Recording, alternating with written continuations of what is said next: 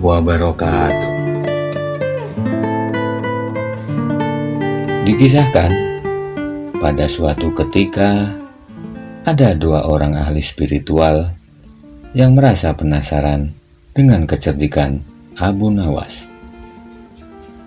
Mereka berdua kemudian berencana mengerjai Abu Nawas dengan cara mengajaknya melakukan sebuah perjalanan dengan dalih perjalanan suci. Setelah semua persiapan dilakukan, akhirnya kedua ahli spiritual itu pun pergi ke rumah Abu Nawas. Setibanya di sana, mereka melihat Abu Nawas sedang memberi makan keledainya. Mereka kemudian menunggunya dan dipersilakan masuk oleh istri Abu Nawas. Beberapa saat kemudian, Abu Nawas menyambut mereka. Abu Nawas dan tamunya pun berbincang-bincang sejenak. Kedatangan kami ke sini sebenarnya ingin mengajak engkau melakukan pengembaraan suci. Kalau engkau tidak keberatan, bergabunglah bersama kami, ajak ahli spiritual yang berkepala botak.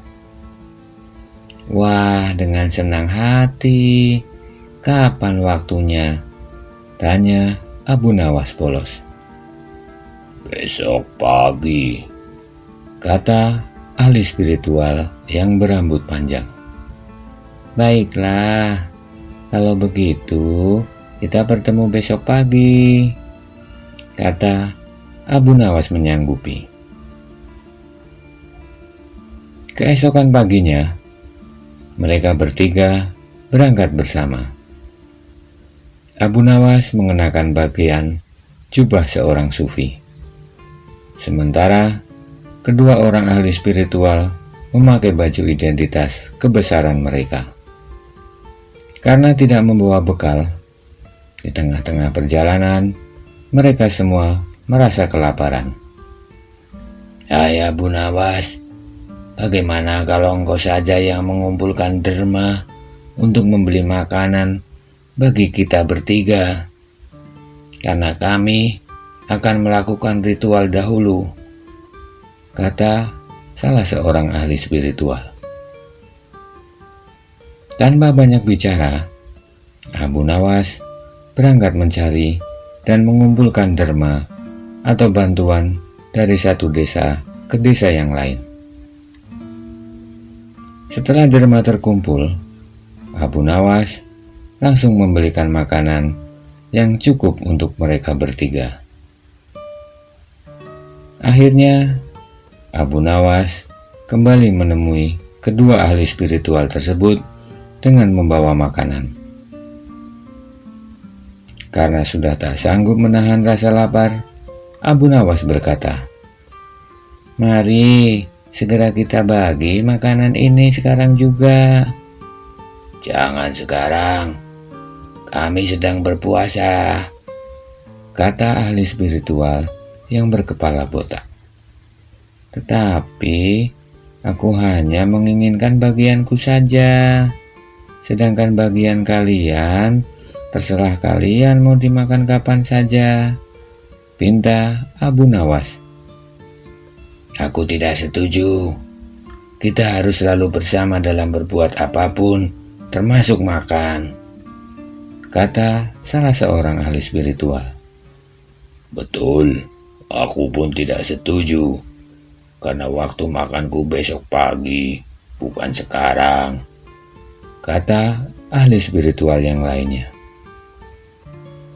Bukankah aku yang kau suruh untuk mencari derma? Dan sekarang telah kutukar dengan makanan ini. Sekarang kalian tidak mengizinkan aku mengambil bagianku sendiri. Itu tidak masuk akal, kata Abu Nawas mulai merasa jengkel. Kedua ahli spiritual tetap bersikeras tidak mengizinkan Abu Nawas mengambil bagiannya. Kali ini Abu Nawas benar-benar merasa jengkel dan marah. Akan tetapi Abu Nawas tidak memperlihatkan sedikit pun kejengkelan dan kemarahannya. Bagaimana kalau kita mengadakan perjanjian saja? Kata ahli spiritual yang berkepala botak kepada Abu Nawas. Perjanjian apa? Tanya Abu Nawas. Kita adakan lomba. Siapa di antara kita bermimpi paling indah, maka akan mendapatkan bagian yang terbanyak. Yang kedua, lebih sedikit. Dan yang terburuk akan mendapatkan paling sedikit. Abu Nawas pun setuju. Dia tidak memberikan komentar apa-apa. Tak terasa, hari sudah semakin malam. Kedua ahli spiritual itu ternyata sudah tertidur pulas. Abu Nawas saat itu tidak bisa tidur. Ia hanya berpura-pura tidur. Setelah merasa yakin kalau kawan-kawannya sudah terlelap, Abu Nawas menghampiri makanan itu tanpa berpikir dua kali. Abu Nawas pun langsung memakan habis makanan tersebut hingga tidak tersisa sedikit pun. Setelah merasa kenyang, baru Abu Nawas tidur. Esok paginya, mereka bangun secara bersamaan. Ahli spiritual yang berkepala botak dengan wajah berseri-seri bercerita. Tadi malam, aku bermimpi memasuki sebuah taman yang mirip sekali dengan surga. Merasakan kenikmatan yang belum pernah kurasakan sebelumnya dalam hidup ini. Ahli spiritual yang berambut panjang mengatakan bahwa mimpi itu benar-benar menakjubkan. Lalu giliran dia menceritakan mimpinya. Semalam, aku seolah-olah menembus ruang dan waktu. Dan ternyata memang benar. Aku secara tidak sengaja berhasil menyusup ke masa silam di mana guruku masih hidup. Dan aku bertemu dengan beliau. Yang paling membahagiakan adalah aku diberkatinya. Ahli spiritual yang berkepala botak juga memuji kehebatan mimpi temannya itu. Namun Abu Nawas hanya diam. Ia tampaknya memang tidak tertarik sedikit pun. Karena Abu Nawas belum juga menceritakan mimpinya, kedua ahli spiritual mulai tidak sabar untuk menanyakan mimpi Abu Nawas. Lalu Abu Nawas pun bercerita. Kalian tentu tahu siapa Nabi Daud alaihissalam. Beliau adalah seorang nabi yang ahli berpuasa. Nah, tadi malam aku bermimpi berbincang-bincang dengan beliau. Beliau bertanya apakah aku berpuasa atau tidak. Aku jawab, aku sedang berpuasa karena aku memang tidak makan sejak dini hari. Kemudian beliau menyuruhku segera berbuka puasa karena hari sudah malam. Tentu saja aku tidak berani mengabaikan perintah beliau. Aku segera bangun dari tidur dan langsung menghabiskan makanan itu. Jelas Abu Nawas tanpa ada perasaan bersalah sedikit pun. Kedua ahli spiritual itu pun akhirnya hanya bisa melongo mendengar cerita yang disampaikan Abu Nawas. Mereka di sepanjang perjalanan akhirnya hanya bisa menahan lapar.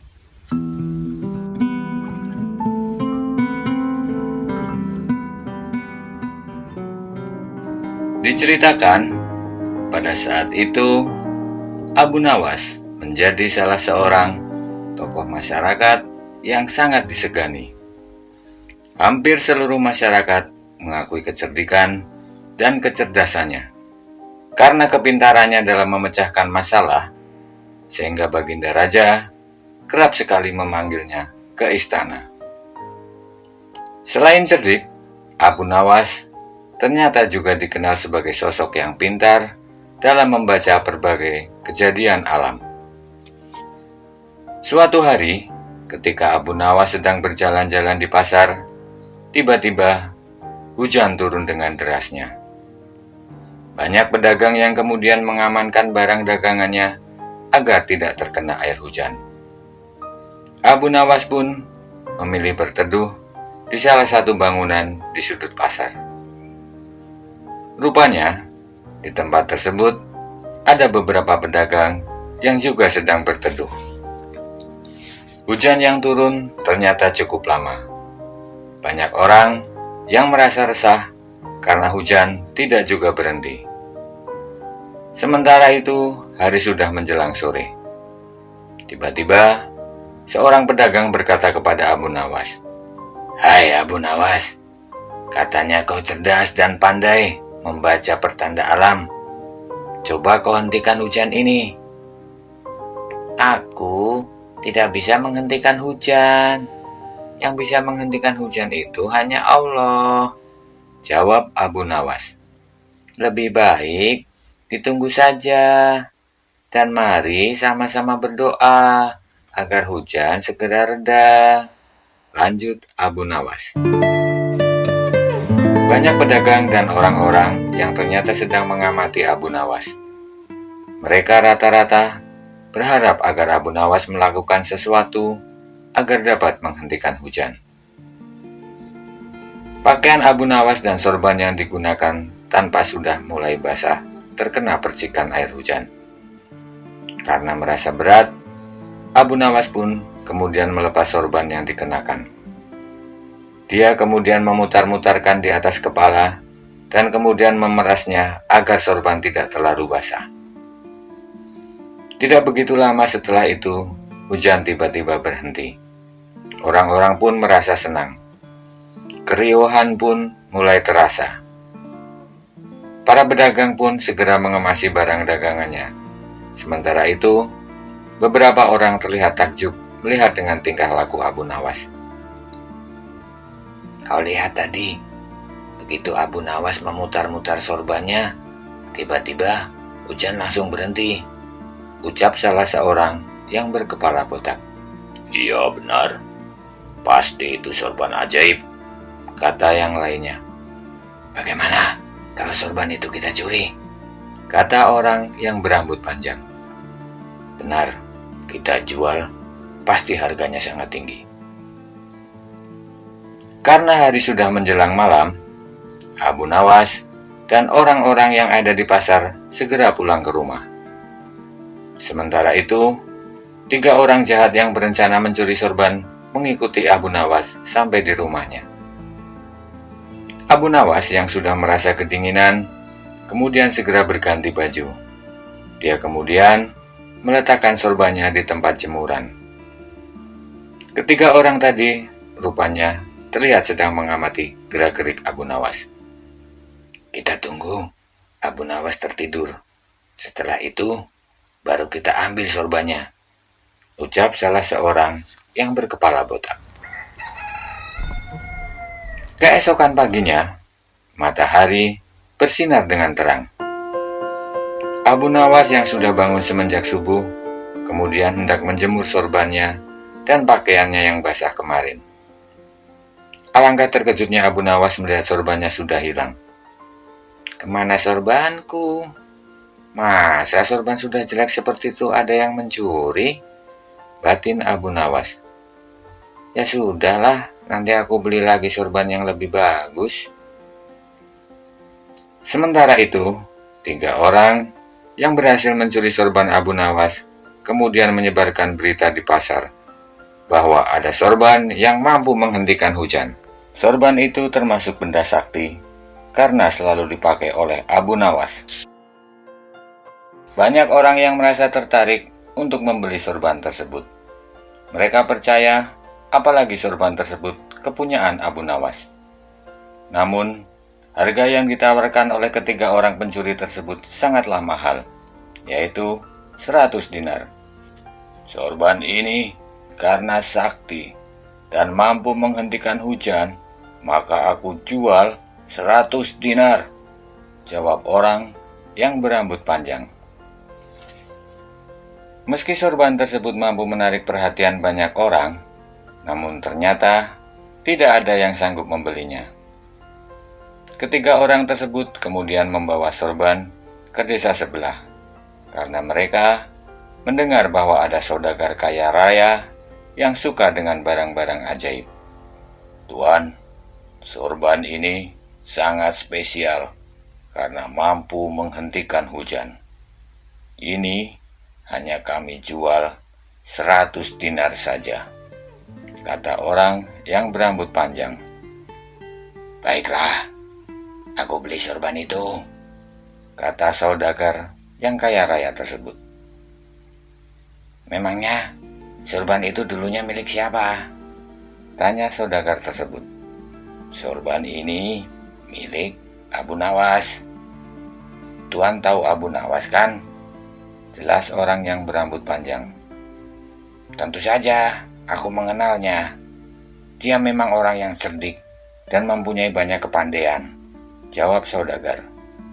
Lalu, bagaimana cara memakai sorban tersebut agar hujan bisa berhenti? Tanya saudagar itu. Tuan, tinggal memutar-mutar sorban itu di atas kepala. Pasti tidak lama setelah itu hujan akan berhenti, jawab orang yang berkepala botak. Setelah menerima uang hasil penjualan sorban, ketiga orang tersebut kemudian bergegas pergi. Sementara itu, saudagar yang kaya raya itu kini menjadi pemilik baru sorban kepunyaan Abu Nawas. Dia kemudian menyimpan sorban tersebut di lemari dan merawatnya dengan hati-hati. Kebetulan besok aku ada urusan di desa tempat Abu Nawas. Sorban itu akan aku bawa, batin saudagar. Esok paginya, cuaca terlihat mendung. Matahari rupanya enggan menampakkan dirinya. Sementara itu, saudagar pemilik baru sorban bersiap-siap untuk melakukan perjalanan ke desa sebelah sambil membawa barang dagangannya. Sesampainya di pasar, saudagar tersebut segera menyuruh anak buahnya untuk menjual barang-barang yang dibawa. Sementara itu, sang saudagar terlihat duduk di sebuah warung makan. Tak jauh dari warung tersebut, rupanya ada Abu Nawas yang hendak mencari sorban baru. Tiba-tiba saja, hujan turun dengan derasnya. Orang-orang pun berlarian ke sana kemari mencari tempat berteduh. Semua berusaha mencari perlindungan agar tidak basah terkena air hujan. Namun sang saudagar justru keluar dari warung makan. Dia kemudian berdiri di tempat yang lapang dan segera memutar-mutar sorbannya yang baru dibelinya di atas kepala. Berulang kali saudagar tersebut memutar-mutar sorban. Sesekali, bahkan dia berteriak, "Hujan, berhentilah! Hujan, berhentilah!" Orang-orang yang menyaksikan peristiwa tersebut banyak yang tertawa sendiri. Sementara itu, Abu Nawas tampak memperhatikan sorban yang dibawa oleh sang saudagar. Kelihatannya, sorban itu seperti milikku yang hilang. Tapi bagaimana mungkin bisa dimiliki orang itu? Batin Abu Nawas. Hujan pun masih turun dengan derasnya. Karena merasa capek dan sorban yang dimilikinya tidak bisa menghentikan hujan, sang saudagar kemudian segera menuju warung makan. Abu Nawas yang melihat hal tersebut pun segera menghampirinya. Sang saudagar nampak terkejut melihat kedatangan Abu Nawas. Namun, di sela-sela rasa terkejutnya, sang saudagar nampak marah dan merasa telah ditipu. "Hai Abu Nawas, katanya sorban yang kamu miliki bisa menghentikan hujan. Mana buktinya? Ternyata kamu berbohong," kata sang saudagar. "Wah, sebentar tuan. Rupanya ada yang salah. Bolehkah saya melihat sorban tersebut?" jawab Abu Nawas.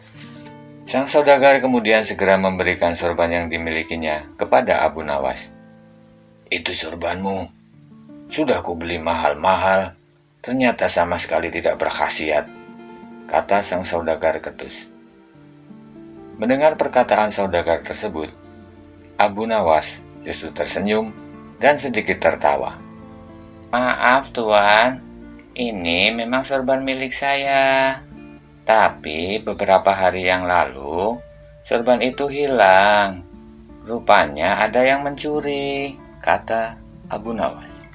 Orang yang menjual kepadaku berkata, kalau sorban itu mampu menghentikan hujan, karena dia pernah melihat sendiri, kamu menghentikan hujan dengan sorban itu. Sontak Abu Nawas pun tertawa mendengar penjelasan sang saudagar. Aduh, maaf tuan, ternyata ada yang salah sangka.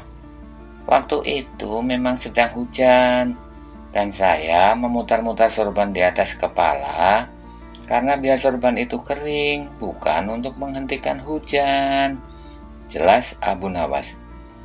Lagi pula, yang bisa menghentikan hujan itu hanya Allah, Tuhan semesta alam. Mana ada sorban bisa menghentikan hujan, jelas Abu Nawas. Jangan percaya dengan barang-barang yang katanya memiliki kekuatan gaib dan sebangsanya. Percayalah hanya kepada Allah, sang pemilik segala alam ini.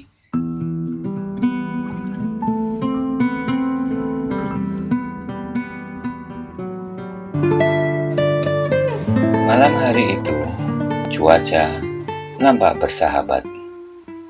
Banyak bintang bertaburan di langit, menghiasi pemandangan malam.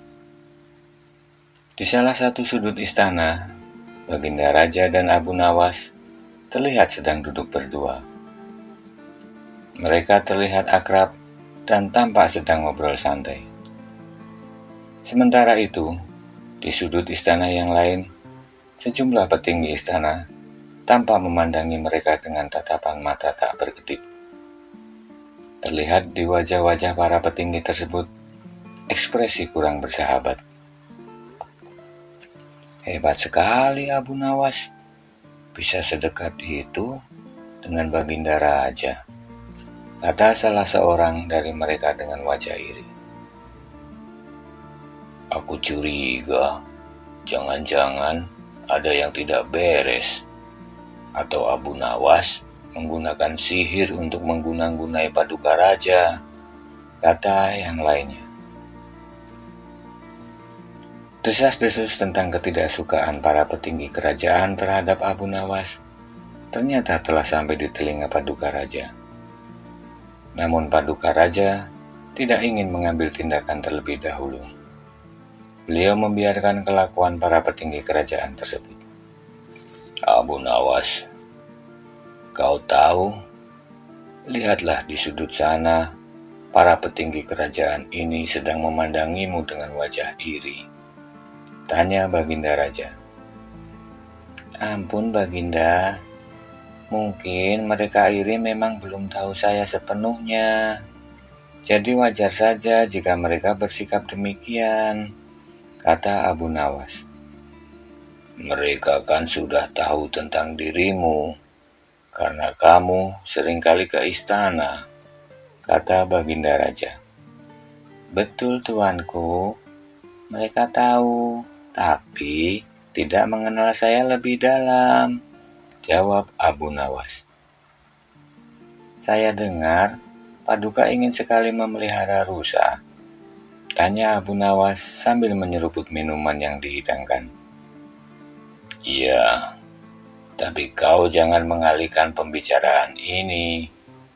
Persoalan yang sedang kita bahas adalah petinggi kerajaan yang iri dan dengki kepadamu, kata Baginda Raja. Mohon ampun Baginda, hamba tidak mengalihkan pembicaraan.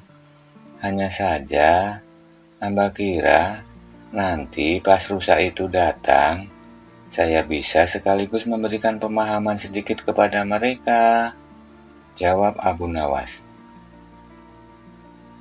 Betul sekali Abu Nawas. Mereka memang belum pernah melihat rusa yang akan aku datangkan, jawab Baginda Raja. Tidak terasa, malam pun semakin tua dan beranjak ke ujung hari. Abu Nawas pun segera mohon diri, meski Paduka masih ingin ngobrol dengannya. Esok paginya, para petinggi kerajaan memutuskan untuk menghadap Baginda Raja dan menyampaikan rasa ketidaksukaan mereka kepada Abu Nawas. Mohon ampun Baginda, hamba ingin mengutarakan sesuatu kepada Baginda, kata salah seorang petinggi kerajaan. Apa itu? Tanya Baginda. Hamba harap Baginda berhati-hati dan jangan terlalu dekat dengan Abu Nawas. Hamba khawatir Abu Nawas mempunyai niat yang tidak baik terhadap Baginda, jawab petinggi kerajaan.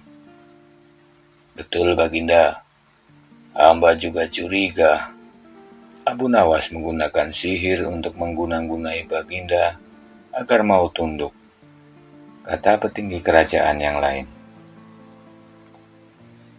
Terima kasih jika kalian semua selalu mengkhawatirkan aku.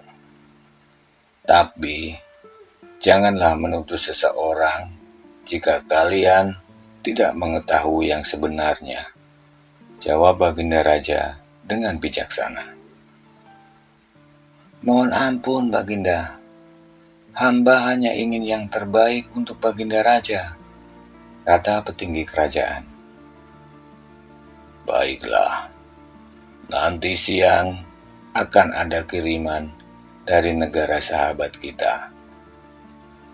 Tolong kalian terima kiriman itu dengan baik.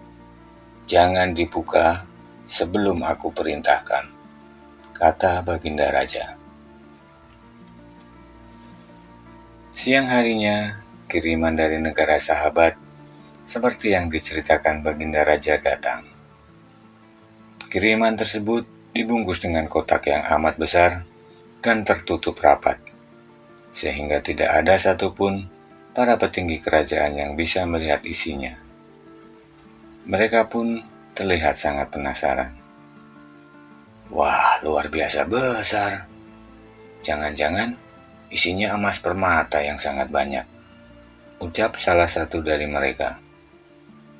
Atau jangan-jangan isinya makanan kesukaan Baginda Raja, ucap yang lainnya.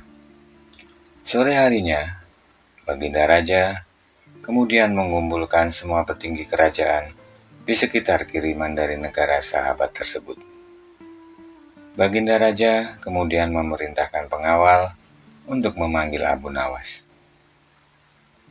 Para petinggi kerajaan pun semakin keheranan dengan sikap Baginda Raja.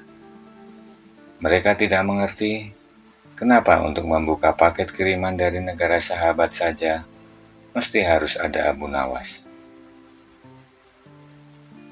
Selang beberapa saat lamanya, Abu Nawas pun tiba.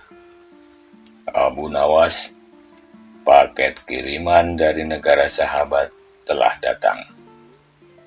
Kini, apa yang akan kau lakukan? Tanya Baginda kepada Abu Nawas. Baiklah, terima kasih Baginda telah mengundang saya. Kali ini, saya mohon izin untuk meminta para petinggi kerajaan masuk ke dalam paket tersebut. Dan silakan, setelah keluar nanti, diceritakan seperti apa isinya, jawab Abu Nawas. Baginda Raja kemudian segera memerintahkan para petinggi kerajaan untuk masuk ke dalam paket kiriman tersebut secara bergantian.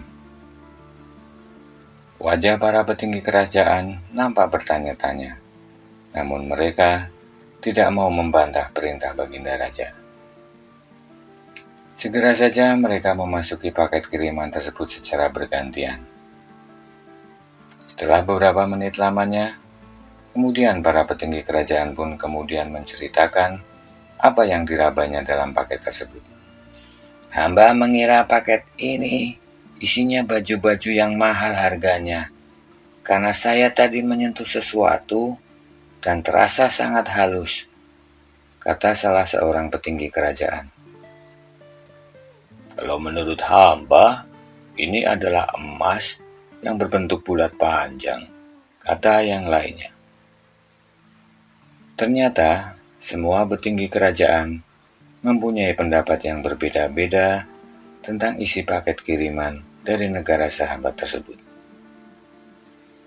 Abu Nawas pun hanya tersenyum mendengar jawaban mereka semua.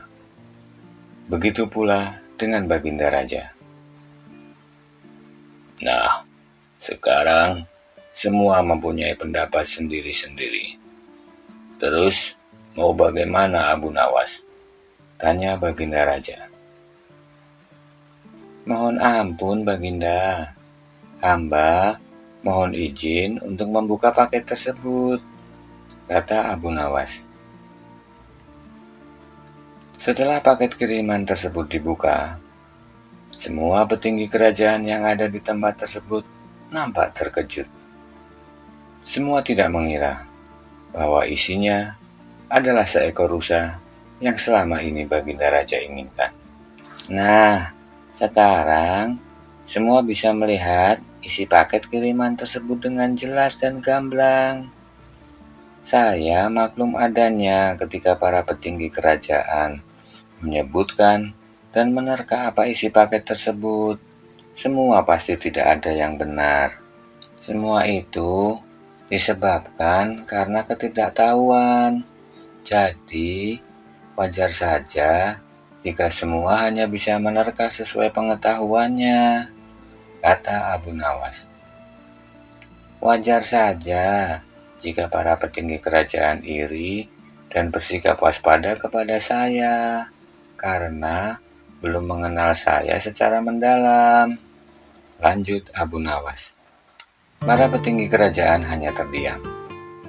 Mereka semua berusaha mencerna apa yang telah diucapkan oleh Abu Nawas. Sementara itu, Baginda Raja nampak tersenyum mendengar penjelasan bijaksana Abu Nawas.